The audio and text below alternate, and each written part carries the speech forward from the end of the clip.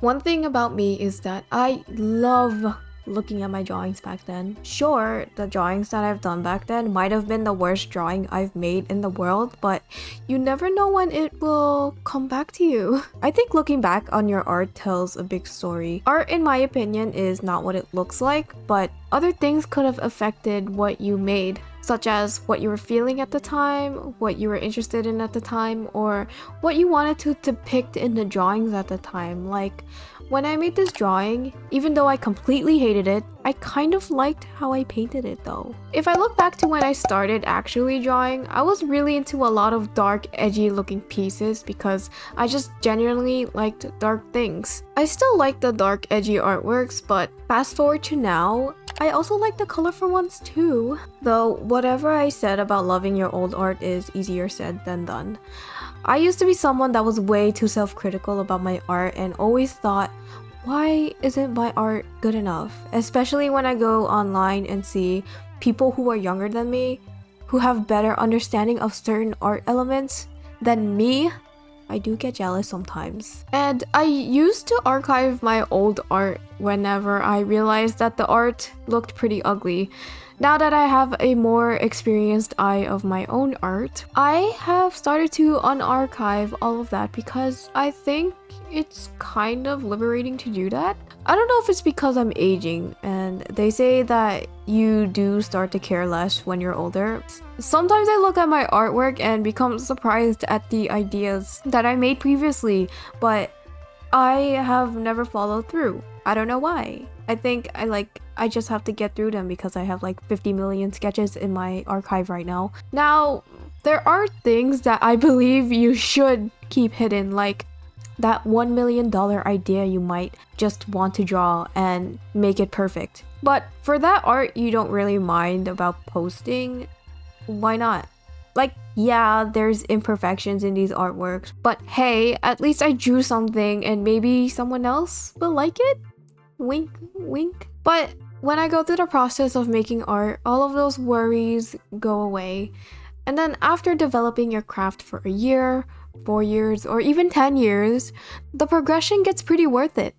It's a skill that most people wouldn't learn, so why not be proud of the things you made? But reflecting on your art, I think, can be beneficial because it reminds you of what you liked back then, and maybe you want to try something that you drew long ago but don't do it now.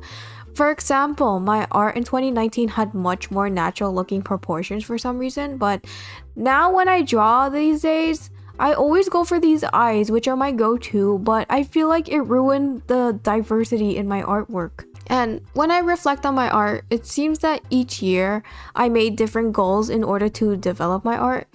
Generally, I think this was the timeline I went through. So in 2016 to 2014, I was just having fun with art. And then, so in 2018, I started to take digital art a little bit more seriously, like getting used to all of the elements of art. By the way, 2018 was 7 years ago. Are you kidding me? It felt like I literally started drawing like yesterday. Huh? And then in 2019, I just tried to get better at drawing in general. Like, my proportions were bad, so I just wanted to improve on that. And then in 2020, I started coloring things and painting. In 2021, I started to do realistic art. And in 2022, I wanted my art to have a feeling. So I wanted things like more majestic. And 2023, I don't know what happened, I'm not gonna lie. And then in 2024, I started to lean into more stylization. I did a lot of realism or semi-realistic drawing, so I wanted to do something that felt more like me. And then in 2025, I wanted to expand on that stylization and just like experiment a lot more. And now, in 2026, I am making it a goal to do more environment art because my environments are so bad and it pisses me off that I can't draw backgrounds. So the more I drew, the more I realized that I kind of just naturally learn more advanced things. Like, obviously in the beginning, it was more about me learning how to draw people and getting better at it. And the middle of the timeline was just me trying to learn how to color better, and now the last half of me is learning how to compose artworks a little better. There's just a lot of info to think about as I'm learning these things, and sometimes when I go back to the times where I was learning how to paint, I'm just like, oh, how did I do that before, and why don't I do it now? Like, I literally learned this, why don't I do it? Time is bliss. I feel like making a history of your art that you made is pretty cool, and we can just ignore the embarrassing stuff. So I start to become at peace once I embrace the imperfections and wackiness of whatever I drew. And at the end of the day, drawing is for you, but to be able to express it freely as well, especially online, it feels pretty liberating, I would say. I love looking at my progress.